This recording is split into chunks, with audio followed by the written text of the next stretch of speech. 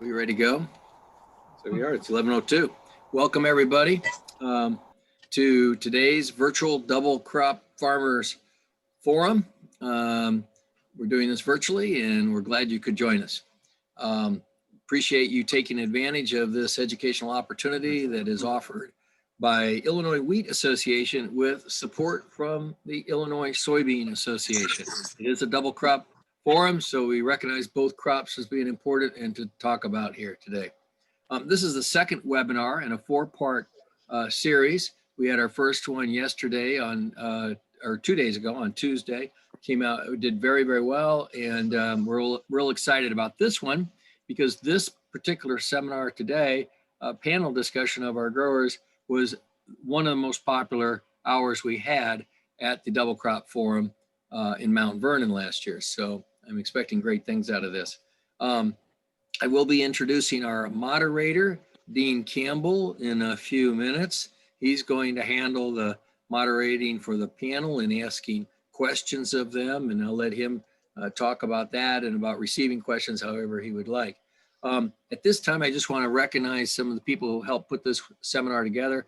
Charlene Blairy, our administrative assistant for Illinois Wheat Association.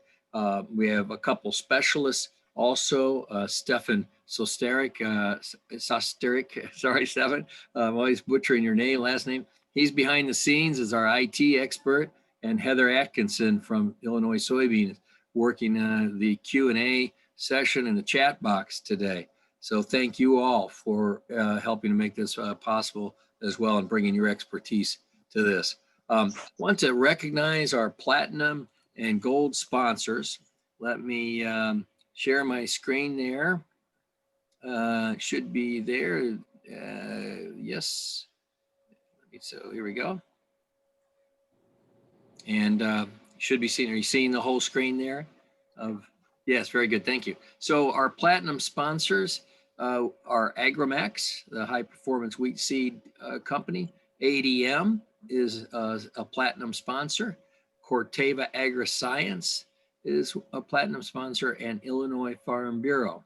So there's our four platinum sponsors, and our gold sponsors are FS, Growmark FS, who have a wheat seed, and Seymour Milling Company, who we've worked with for a long time and are huge supporters of Illinois Wheat Association, and Central Life Sciences. So thank you very much to our sponsors. These will be mentioned again toward the end of our seminar today, the end of the panel discussion and Q&A, and they will also appear on our newsletter and on our website. So we've got lots of benefits to our sponsors, but we sure appreciate their support and benefits to us in making it possible to keep our association going. So with that, I'm going to turn it over to Dean, and I need to do my stop share. Okay. All right, there we go. So Dean Campbell, let me see if you want to take it away. I will introduce Dean.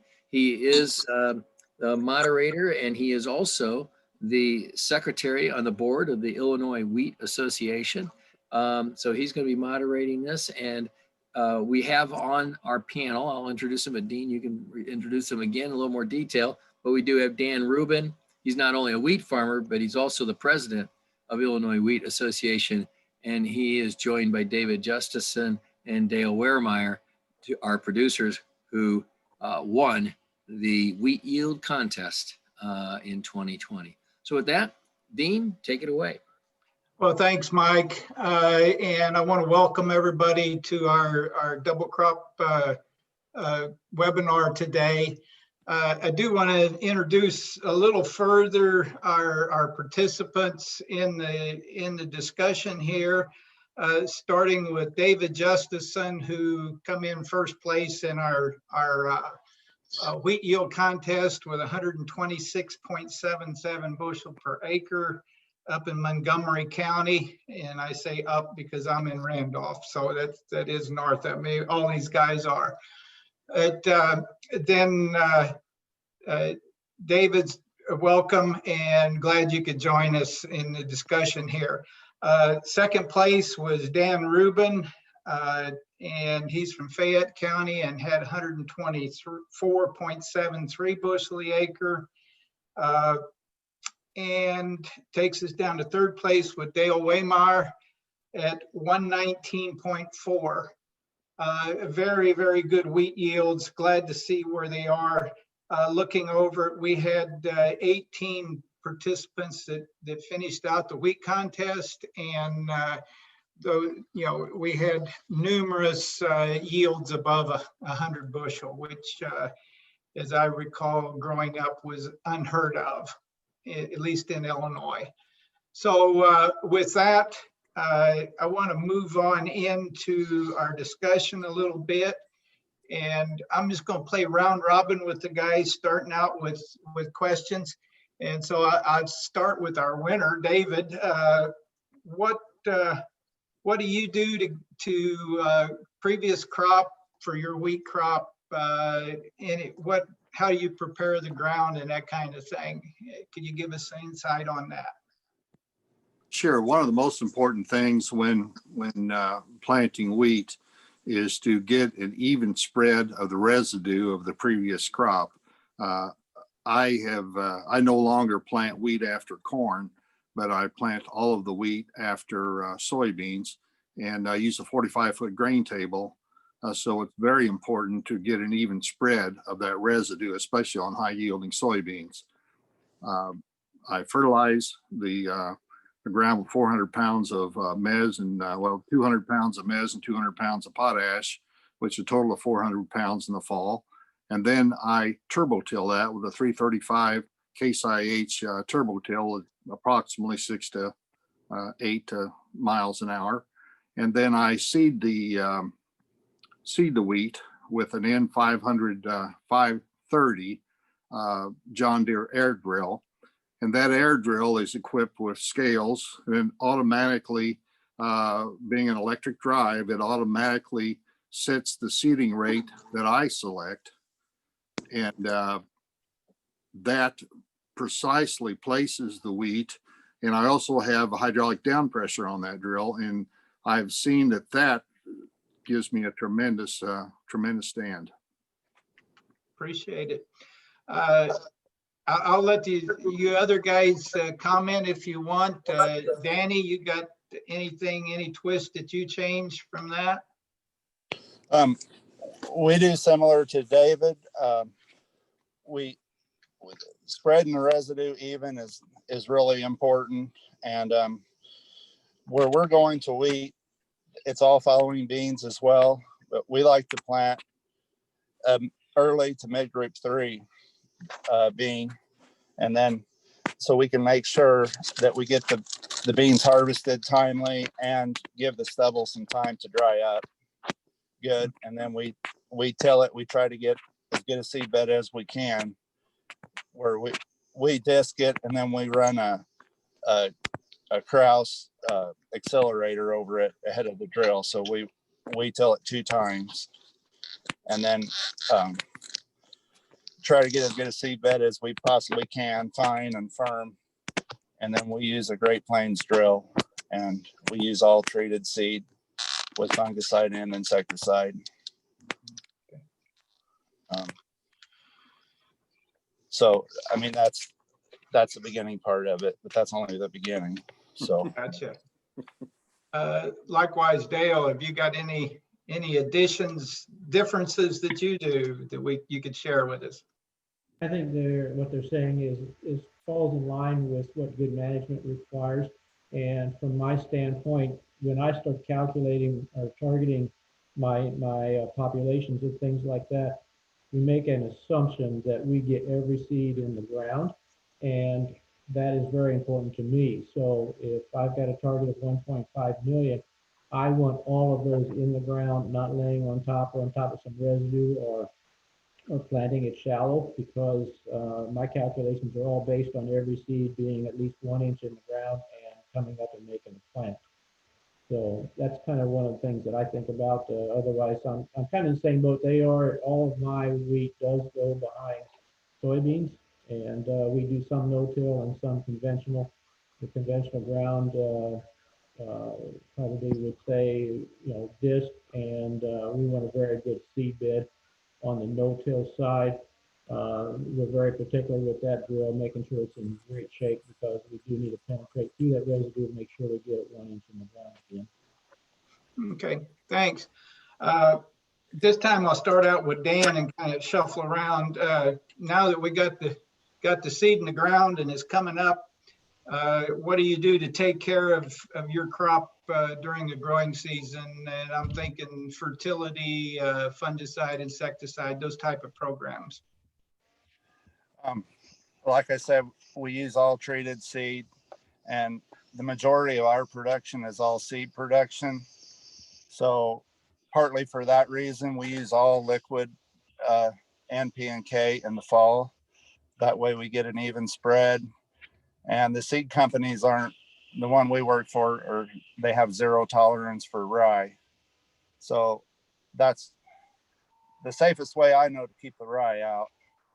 And then of course we watch for aphids in the fall. And usually it's not don't worry about it if we have an insecticide on the seed, and then we check again in the spring, and then come about this time of year or 1st of February, we evaluate the stand and then determine the rate of our nitrogen. We 2-pass it. And depending on if the stand is, if we have a good thick stand, we'll put less on our first pass. And if we have a smaller, thinner stand, we'll increase the rate to help so it tillers more. Okay. Dale, you got anything to add to that? We target 120 pounds of spring applied N, and we split apply, similar to the same thinking that Dan has. Based on our tiller counts, we adjust that first application to match that. And the second application, then we will make adjustments on that depending on if we've had a wet spell. We always think about if we've lost some nitrogen, and if we think we have, then we will actually bump that second application, and we may end up with a total of 130, maybe 135. It just depends on how much wet weather we've had and what we think we need to adjust to make up that difference. Otherwise, our theory is that you should see a little bit of lodging occurring out there. If you don't have any lodging, you probably have shortchanged that crop a little bit on the inside. Okay. Any twerks or changes that you do, David? Yeah, I don't use liquid. I only apply nitrogen once. I'm a little bit different. I use urea. Yeah. I use a treated urea and with agritane, and make one pass, and I'll run anywhere from 120 pounds. I'll end up with either between 120 and 150 pounds of N, depending upon the wheat variety and what the wheat looks like. Also, I plant, the gentleman we're talking about tillering, I try to plant between 1.5 and 2 million seeds, and I really don't depend too much on tillering because some years it does, some years it doesn't. So I just plant the seed to get a heavy crop. Also, that seems to help out somewhat on the weed control for winter annuals. It'll kill them out too. Okay, sounds good. I do want to mention to our viewers that if you have questions and you want to type them in the chat or the Q&A that will pop up at the bottom of your screen, feel free to do that, and we'll try to address those questions as we finish up, so that we make sure we've got time to go through our program. But moving on through the season, as it becomes harvest time, Dale, do you have any unique things that you do at harvest, harvesting early and drying wheat to get it off, that type of thing? When it comes to that point in time, I think that every operation is different in how they manage that. We do all seed production on our farm, so we do need to get it dry in the field or relatively close to it. If you're set up for market grain and have a dryer and can run it through a dryer, I think a lot of people are doing that, and they're taking advantage of getting it harvested a little bit earlier and getting that double crop planted, which is a good thing.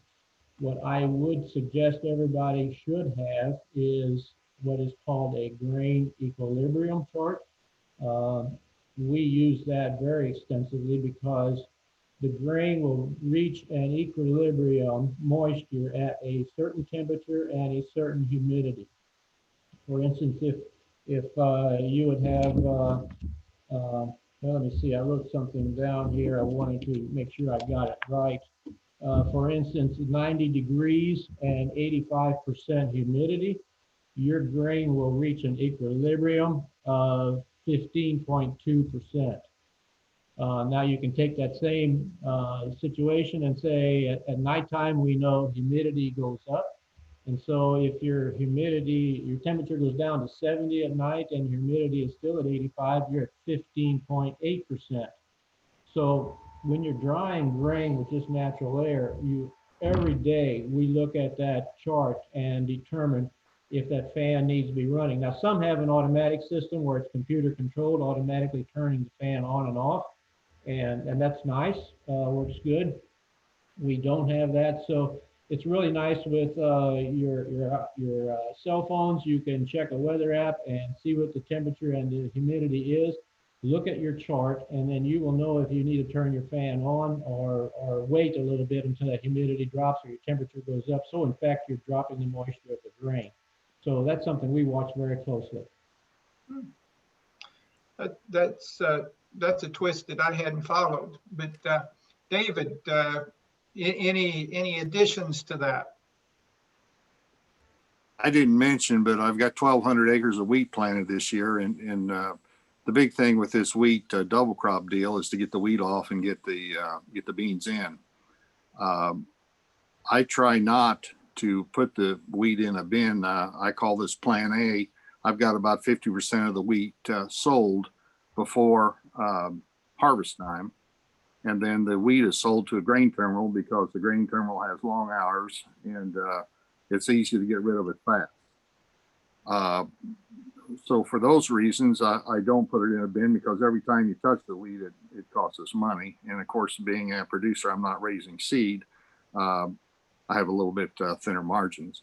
So what I plan B would be if it's too wet and if the wheat has to be dried, if the weather's not cooperating, if we have a lot of high humidity or rains, then it would go in a bin. Then it would probably air dry it. And then plan C, of course, would be to have to use a dryer. But every time you touch that wheat and have to do something with it, that costs you more money. So we try not to do that. Sounds good. Danny, you got any additions? In our situation, like Dale's with the seed production, they don't want us to harvest it over 14%. So we try to wait, and then we just air dry it. And one thing I didn't mention a while ago, for our 28, we use for our side dressing, we use all liquid and we use stream bars. I like to get it on even because, like the other guys, we're pushing it pretty heavy, and if we don't get it even, we'll get it lodged. And it's really important, like Dale said, or like they both said, to get it as heavy as you can without it going flat, because once it goes flat, then it's ruined. We also sometimes use Palisade. We don't use Palisade on everything, but we use it and that helps a lot. But I think that slows down I think that puts it a couple days slower on maturity. That's just my opinion. We've messed with it, experimented with it several years, and I've got mixed feelings about it, but it has its place. So, and we generally put 2 fungicide passes on, one at flag leaf and the other one at flower, the 10.5.1. So, and then just depending on the season and the disease pressure, depends what we use for the first fungicide pass. We just use the strobilurin, a cheap one, if there's not a lot of diseases present. But if it looks like stripe rust or something might be coming, then we might use something like Trivapro the first pass. And we've had really good results with the 2-pass fungicide for us. That's something that in our operation, we've gone to at least 1 pass of fungicide, like you said, depending on what the weather is, what we see coming or think may be coming. But we do see a delay in harvest due to that. Seems like the wheat hangs on. Any comments from either of you other guys? We kind of jumped over the fungicide situation or insecticide in the middle. Any comments there, Dale or David? We've adjusted our program a little bit over the years. We started out with the first fungicide application being on the flagleaf, and then coming back at bloom and hitting it with a Prosaro Carumba nervous product there. Today we have changed, and we put a full rate of fungicide on earlier in April, and we feel like that's given us good plant health protection through April and into May. And then we also feel like these products that we're using for scab control also give some whole plant protection as well, so we gain some benefit from it from that standpoint. I think if I had my own sprayer and I could, I'd probably go with a full rate early and then consider it that flag leaf, kind of what's happening, the weather, what's it been like and what's the prediction. And we always do pay attention to what's going on south of us, because our wind currents tend to come out of the south. And so it gives us a hint of what could happen, and we watch that. So if there's some ugly things going on south of us in Arkansas, towards the Gulf, then we kind of think there would be a benefit to putting on a second application on the flag leaf. We would do that, and then again for scab control when it's blooming. We try to do, or what I try to do, is select a variety that's as resistant as possible to the diseases, and then I apply only once aerial application of Prosaro, and it seems to work fairly well for us. That gets the crop in and back in the bin or in the elevator. What about double cropping? Kick it around. David, you had mentioned some things about double cropping. What's your theory there? Anything special? Yeah, I've got a lot of theories on double cropping. I've done about every way possible. We've moldboard plowed, we've baled, we burned the straw. We have worked it with a high-speed disc. We planted in the standing straw.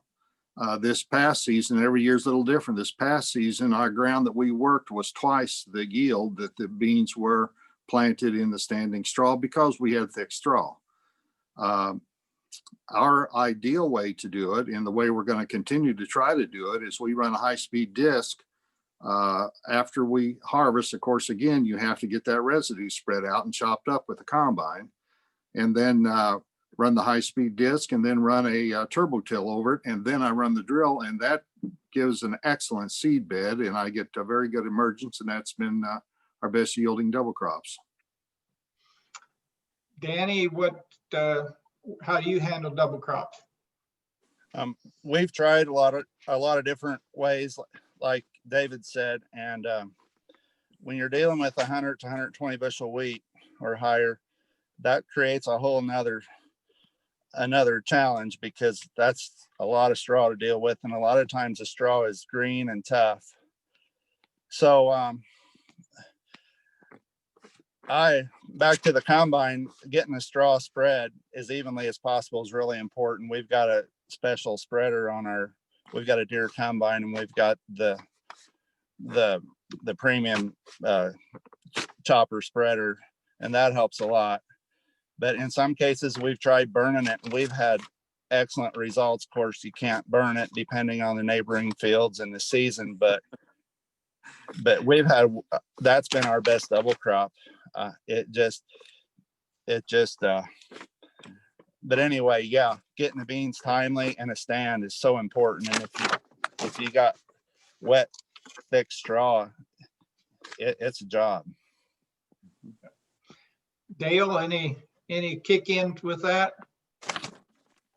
They're spot on. I'm in a little different situation in that I've got a dairy farmer that wants to straw from my farm. So he's very good about getting in here quick and getting it baled. But what Danny said is right. This straw is usually, it needs a day to dry before you can bale it. He's very particular about that.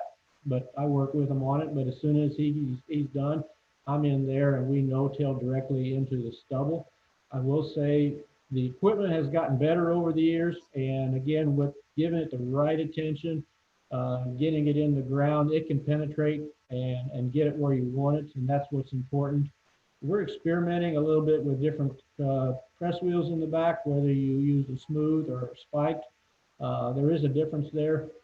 And again, it's going to depend on what kind of soil moisture you're working with there to say which one is going to be more effective or not. But we're still experimenting with that and trying to figure out what would work the best. Yeah, sounds good. Tell you what, it looks like we've got a few questions coming. I do want to let the people know that they can put questions in on the chat down at the bottom of your screen. And while some people may want to put in some more questions, I'm going to try to bring up screen sharing and recognize our sponsors. Without them, we wouldn't be able to do the things that we do at the Wheat Association. And as Mike said earlier, as we started, we've got 4 platinum sponsors right now: AgriMax Seed, ADM Milling, excuse me, Corteva AgriScience, the Pioneer parent company, and Illinois Farm Bureau. We greatly appreciate what you folks get for us or bring to us.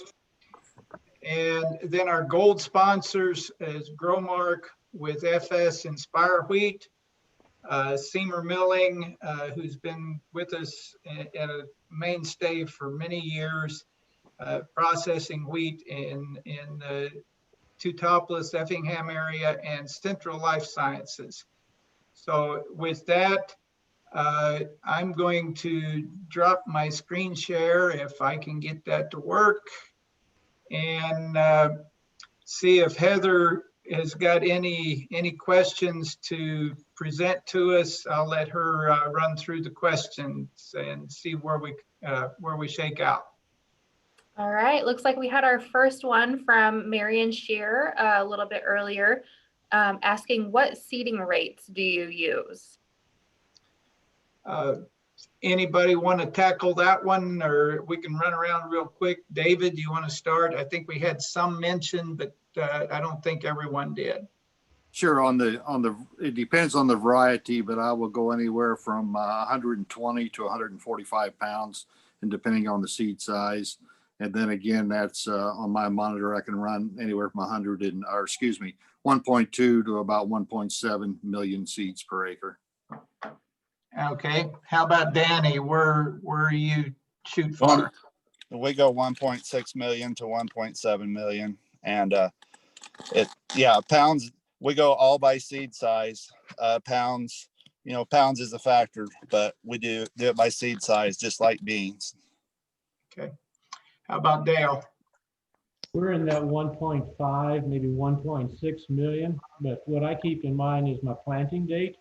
If I'm the first week of October, maybe up to the 10th, that's kind of what my target will be. But once I get past that, I'll start bumping my planting rate.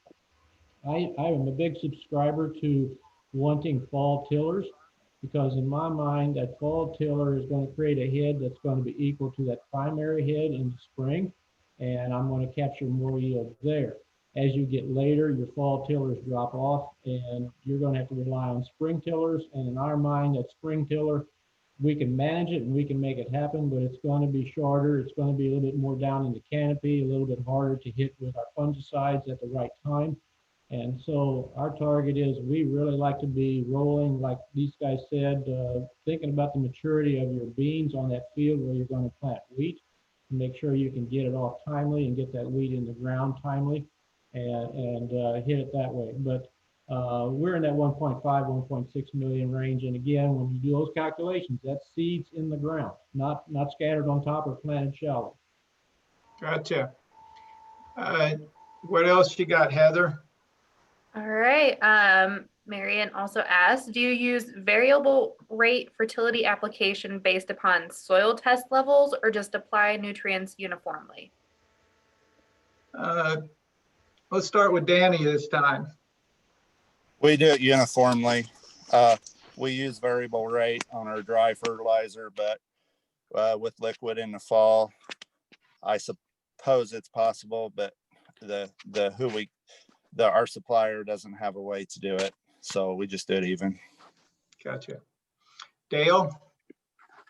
We do variable rate on everything except the wheat. We used to do it on wheat, but we now blanket spread the wheat ground because when you're using DAP, you get a certain amount of nitrogen there. And if the grid mapping says you've got high fertility and you don't need fertilizer in that area, you're not getting any nitrogen there or sulfur. And so our theory is we want to have a uniform amount of these products out there to help get that crop established uniformly across the field.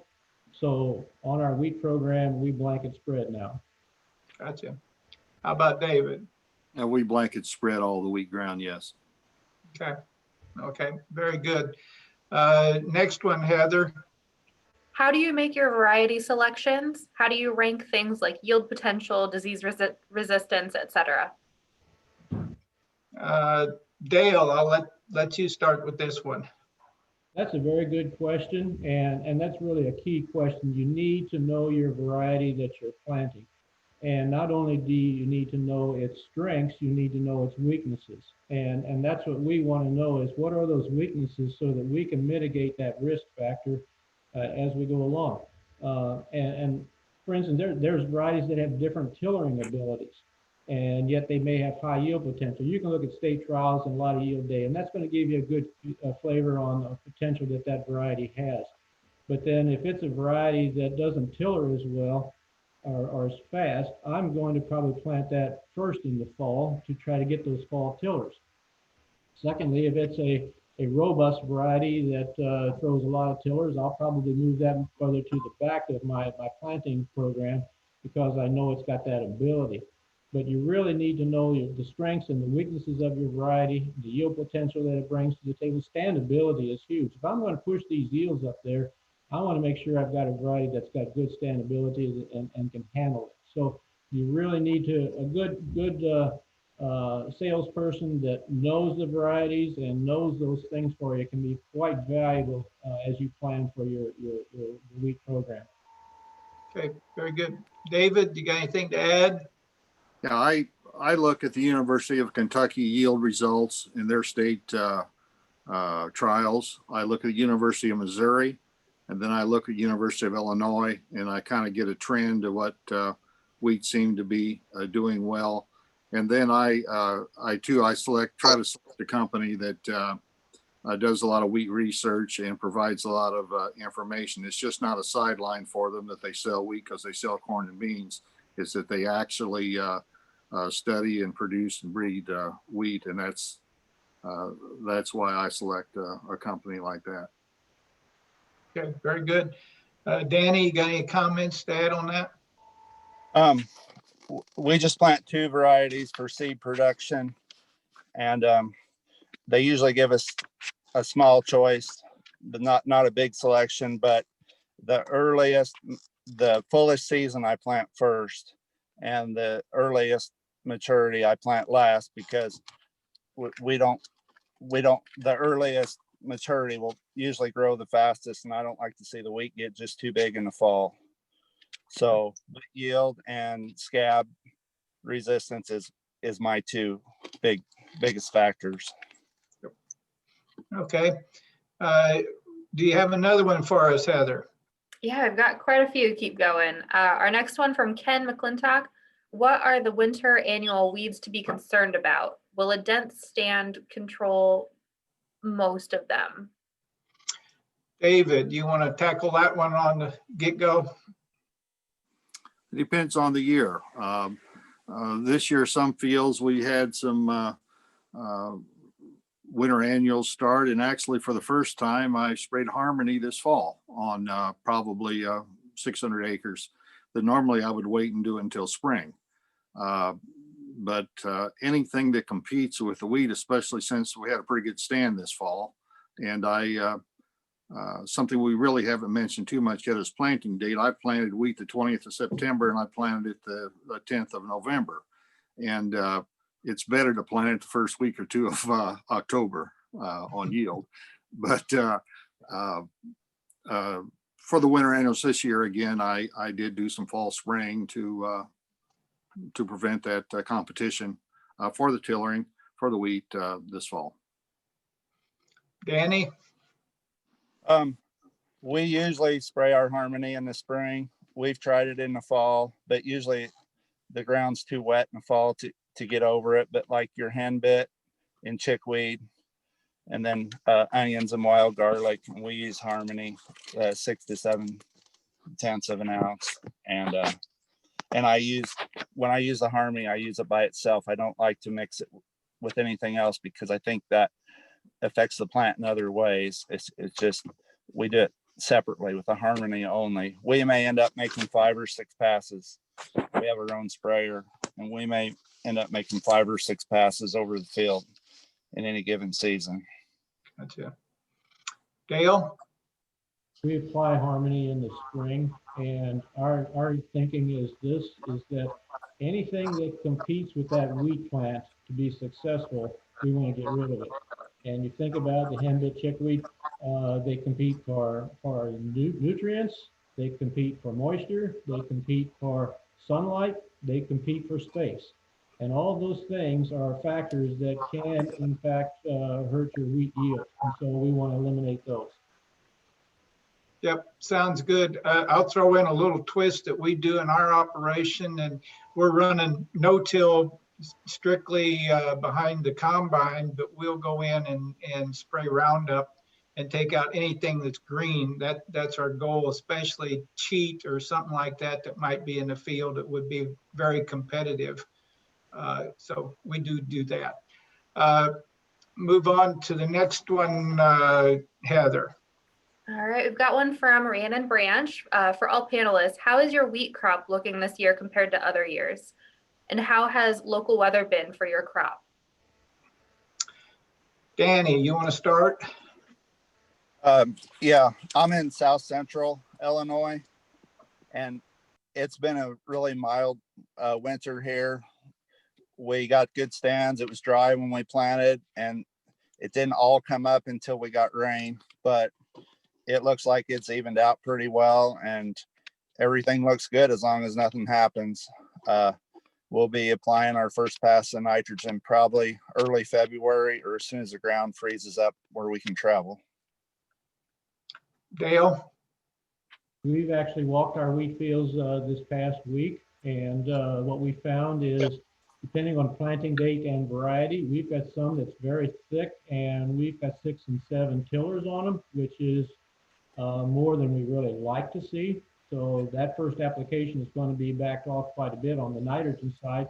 And we've got other ones where we've got 2 and 3 tillers, which is really perfect, what we like to see there.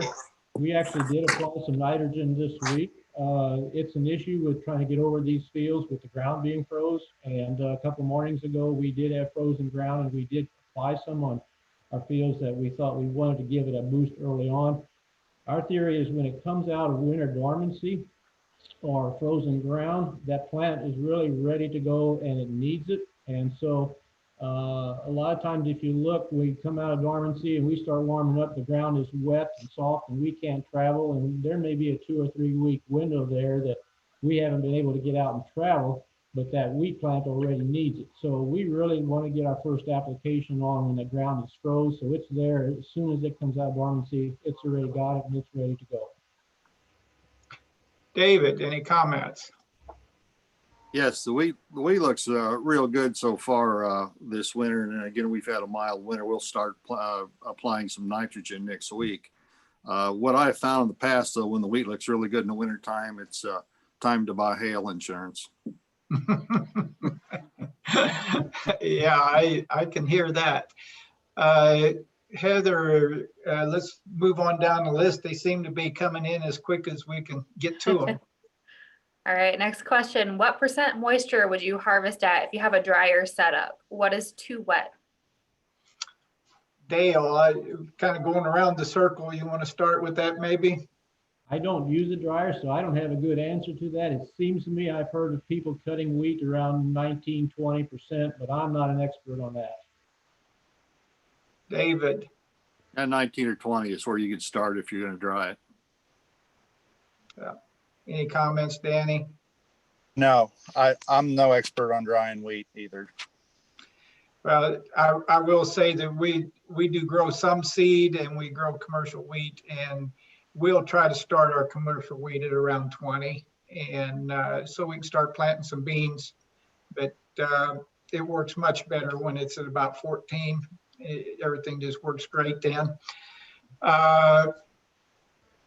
Let's have the next one, Heather.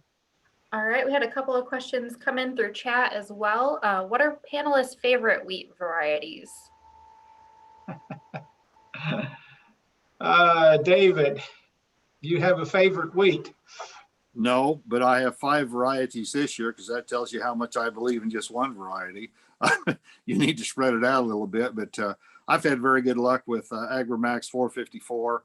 I've got some 495, some 485, I believe it is, and I don't remember the other two, but I've also raised Pioneer in the past, and they have some very good wheats. But I've had the best luck lately with the AgriMax numbers. Okay, Danny. We grow our seed production for Pioneer. So this year we have 25R74 and 25R61, and I like both of them. You just got to manage them, but I like both of them. Dale.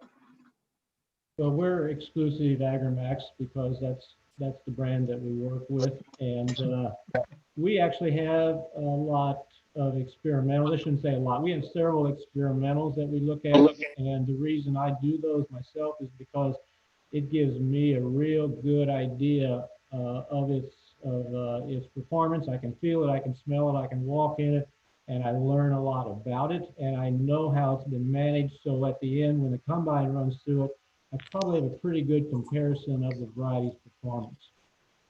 Okay. What you got on the list next, Heather? Have any of you tried relay cropping? I don't know where I'm at in the circle here.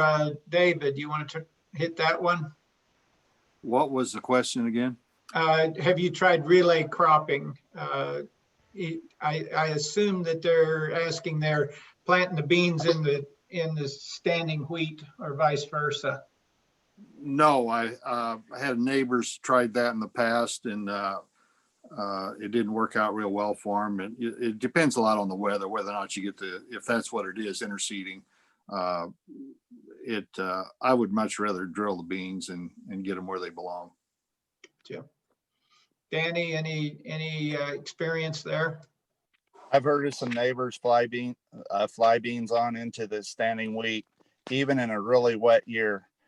It's failed. I've never seen it successful. All right, Dale, any thoughts? I would agree. Again, it's back to getting that seed in the ground, and I have walked a field that a guy tried to do that on, and I was very unimpressed with the way that wheat crop looked after he was done putting it in. And I'm after bushels. We all sell bushels, and that's the name of the game, is how am I going to create the bushels that I can get off of each acre. And I felt like what I seen there, he was losing bushels or destroying bushels by trying to get, some help with that, trying to get those beans in early. So I wasn't a fan of it. Okay. Heather, you got another one for us? Yeah, we've got 3 more. Do you use no-till openers on the bean planters, or are you utilizing disc openers? Dale, you want to start that one? Are we talking about the double crop? I would assume yes.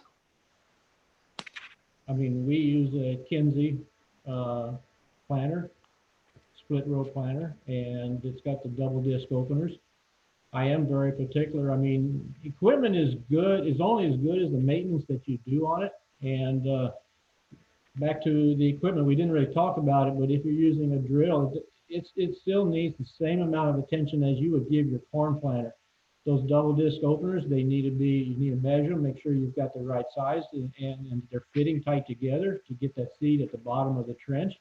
But that's what we're using is the Kinsey for our double crop planting, and we take it through the shop and make sure everything is tuned up and doing a good job for us. Okay. David, I use the drill a lot. I plant all the beans with a drill, the conventional beans, and then the double crop beans and all the wheat. So I put between 6,000 and 7,000 acres on a drill a year. So I'm a poor example here, but I trade drills every year, and therefore I start out with a new one. And so everything's in pretty good shape. But this down pressure thing and this electric drive, I found to maybe really tweak these double crops to get that seed down where it needs to be, because it's a big deal to get those beans germinated and started. Even though they may sit there in August with no rain, they still have to be germinated, because I've seen beans in the past where if like Dale was saying, laying on the top, they may not even germinate until August, and that'll get you nowhere. gotcha. Danny, any additions? We have a Deere 15-inch planter with row cleaners with hydraulic down pressure on them, and then we have the twisted Yetter closing wheels, and we've had good luck with it. And like David said, getting a good stand of beans is really important. Beans on top of the ground or laying in the straw, they won't amount to anything. Even if they come up, they'll either die or be stunted. They need to be in the ground.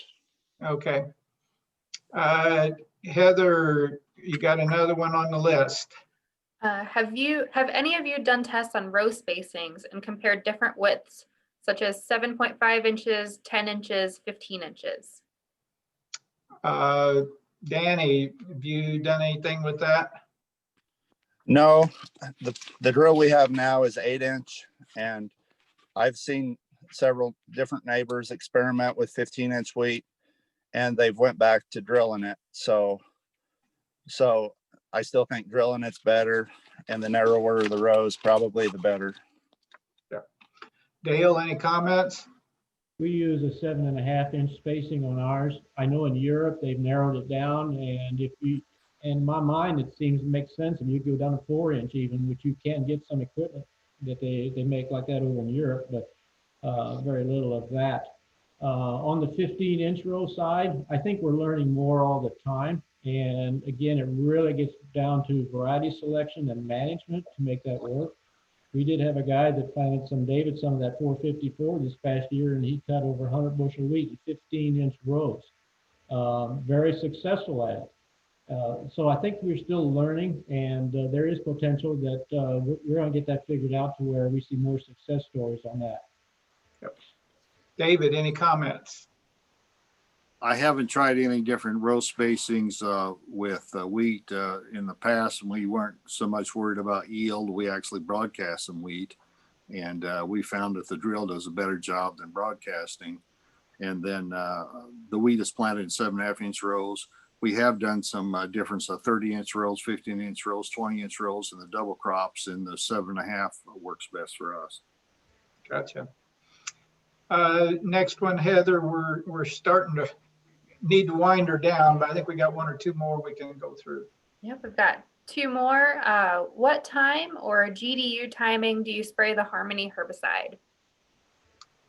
Dale, you want to start that one? It usually ends up the early part of April. Weather dictates a lot of that, being able to travel. We do want to use a ground rig to do that, and so that becomes a factor there. But since it's seed production and we do want to control any onions or garlic, we do know that it has to be actively growing for the Harmony to be effective. So that kind of dictates that. Usually that hits the hen bit and the chickweed at the same time. But it would be that early April window is when we're usually looking at trying to get that done.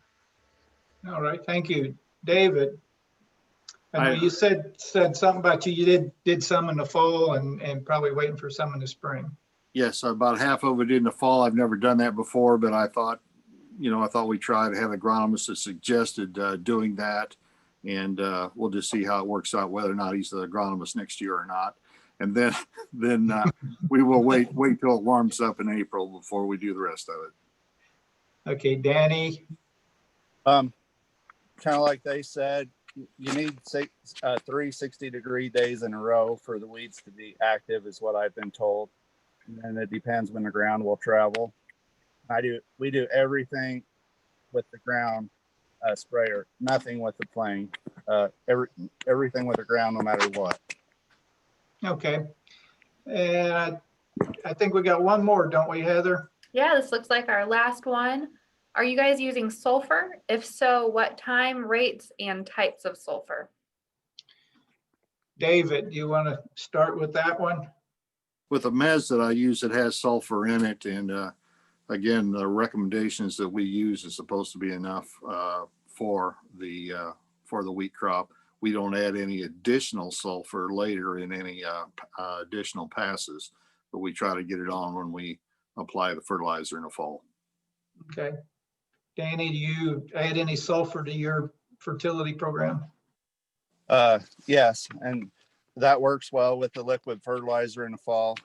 We use ammonium thiosulfate, some around 8 pounds possibly in the fall. And then on my second pass in the spring, I'll put some more, maybe 3 gallons of ammonium thiosulfate in with it then again. So I don't think the sulfur stays in the ground real long. That's why I feel like it's necessary to put extra in the spring. Gotcha. Dale? I think we're learning more about sulfur all the time. It likes to move on us. It's hard to get a good reading on where you're at. We know we're not getting it out of the air anymore. Since we're blanket spreading in the fall, we're putting on 20 pounds in the fall over every acre. But we are entertaining the idea of looking at maybe a foliar application of thiosulfate in the spring along with our 28 or something like that, if that would make sense. Okay. Well, I think that we're coming down toward the tail end of our time slot. I do want to thank you three fellows for participating, taking the time to be with us and pass some stuff along. How you've reached your record yields. So with that, I do want to mention that we want to support our sponsors as much as we can, and I will pass it back to Mike to wrap it up. Thank you, Dean. Thank you, Dean. And yeah, we've acknowledged our sponsors a couple of times, so we'll keep those in mind. Thank you very much. And also just want to mention a few things going on with Illinois Wheat Association. We now have our own Twitter account. So please follow us if you are a Twitter user. Look for Illinois Wheat Association. We also have a promotional video I'll be posting today on Twitter. So if you follow our account, you can find that promotional video about Illinois Wheat Association. We just were able to use recently the resources at Illinois Farm Bureau to get that recorded. And it's about a 3.5-minute video. So a lot of good footage in there and a good explanation about the association. Hope to see everybody next Tuesday at 11 o'clock for our third seminar, which will feature Dr. Guy Allen. He is the director of the International Grains Program at Kansas State University. He's going to give a market outlook on wheat, but also give us some university level education about how wheat works in the marketing channels and about the international aspects of wheat, which of course, as you may know, is what's driving our prices right now. So he's going to fill us in on that next Tuesday at 11 o'clock. So please make sure you join us there. And we look forward to that. On a week from today is our final seminar, and that will be with the USDA agencies. We have the state directors for our RMA and the assistant state director excuse me, for FSA. So you can have your questions ready to ask the USDA agencies in Illinois next Thursday. And with that, thank you very much for joining us, and we'll see you all Tuesday. Thank you. And thank you, I should say thank you to our 3 panels, by the way. You guys did a great job. And thank you, Dean, as well. Welcome. Excellent moderation. Thank you. Welcome.